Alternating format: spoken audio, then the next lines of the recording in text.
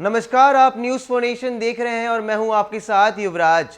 आज 23 अगस्त की तारीख है और आज के ही दिन सीएम नीतीश कुमार के साथ नेता प्रतिपक्ष तेजस्वी यादव प्रधानमंत्री नरेंद्र मोदी से जातिगत जनगणना को लेकर बात करने वाले हैं। आपको बता दें, जातीय जनगणना को लेकर नेता प्रतिपक्ष के साथ साथ सीएम नीतीश कुमार के ओर से भी प्रधानमंत्री नरेंद्र मोदी को चिट्ठी लिखी गई थी और यह कहा गया था कि बिहार के लिए जातिगत जनगणना जरूरी है और अगर जरूरत पड़े तो तमाम हिंदुस्तान में भी जातिगत जनगणना कराई जानी चाहिए, क्योंकि 1931 के बाद कभी भी जातिगत जनगणना नहीं कराई गई, जिसको लेकर अब इसकी जरूरत आन पड़ी है। आपको बता दें कि यह पहला अवसर होगा जब नेता प्रतिपक्ष तेजस्वी यादव के साथ सीएम नीतीश कुमार प्रधानमंत्री मोदी की अध्यक्षता में कोई मीटिंग को बैठाएंगे और फिर उस मीटिंग के जरिए यह कोशिश की जाएगी कि किस प्रकार से जातिगत जनगणना को लेकर जो असमंजस की स्थिति बिहार की सियासत में उठ पड़ी थी उसको अब ठीक किया जाए। आपको बता दें, एनडीए की ओर से पूर्व मुख्यमंत्री जीतन राम मांझी के साथ साथ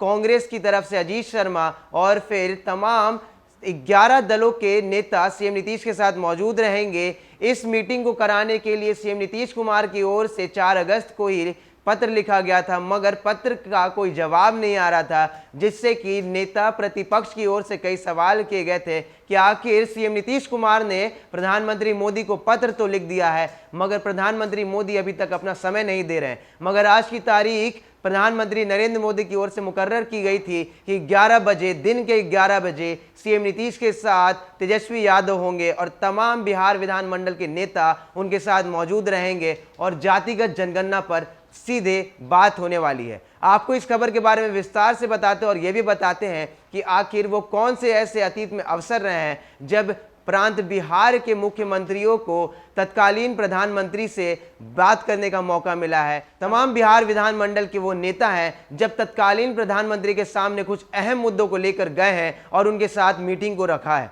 आपको इस खबर के बारे में विस्तार से बताते हैं, देखिए हमारी इस रिपोर्ट को। मुख्यमंत्री नीतीश कुमार सोमवार की सुबह 11 बजे 10 सदस्यीय सर्वदलीय प्रतिनिधि मंडल के साथ नई दिल्ली में प्रधानमंत्री नरेंद्र मोदी से मिलेंगे। मुख्यमंत्री ने बताया कि इस बैठक में शामिल होने के लिए कुछ लोग दिल्ली पहुंच चुके हैं और कुछ लोग रविवार को पहुंचेंगे। उन्होंने बता दिया था कि हम लोग शुरू से ही जातीय जनगणना को लेकर अपनी बात कहते रहे हैं, यह हो जाती है तो अच्छी बात होगी। बिहार ही नहीं, पूरे देश में लोग इसके बारे में सोचते हैं। इसी दृष्टिकोण को लेकर हम लोग अपनी बात रखेंगे। इससे पहले भी कई मसलों पर बिहार के सर्वदलीय प्रतिनिधि मंडल ने तत्कालीन प्रधानमंत्रियों से मुलाकात कर चर्चा की है। 2002 में पूर्व मध्य रेलवे के अस्तित्व को बचाना था तो वर्ष 2002 में भी बिहार से एक सर्वदलीय प्रतिनिधि मंडल ने तत्कालीन प्रधानमंत्री अटल बिहारी वाजपेयी से नई दिल्ली में मुलाकात की थी। इस दौरान पूर्व रेलवे को बांटकर हाजीपुर में बने पूर्व मध्य रेलवे नाम से बने नए जोन को बचाने के मुद्दे पर बातचीत हुई थी। उस समय तत्कालीन रेल मंत्री खुद नीतीश कुमार थे। बिहार के प्रतिनिधि मंडल ने उनसे भी मुलाकात की थी। उस समय रेलवे जोन की वजह से पश्चिम बंगाल और बिहार के बीच तनाव जैसे हालात पैदा हो गए थे। 19 अक्टूबर 2008 को मुंबई में राज ठाकरे की पार्टी एमएनएस के कार्यकर्ताओं ने बिहार से रेलवे की परीक्षा देने गए अभ्यर्थियों पर हमला किया था। इस संबंध में तत्कालीन प्रधानमंत्री मनमोहन सिंह से बिहार के तत्कालीन मुख्यमंत्री नीतीश कुमार के नेतृत्व में लालू प्रसाद, रामविलास पासवान, कांग्रेस के तत्कालीन प्रदेश अध्यक्ष अनिल शर्मा, माकपा के सर्वोदय शर्मा और भाकपा के यूएन मिश्रा ने मुलाकात की थी। इस मुलाकात में केंद्र ने सकारात्मक रुख दिखाया था।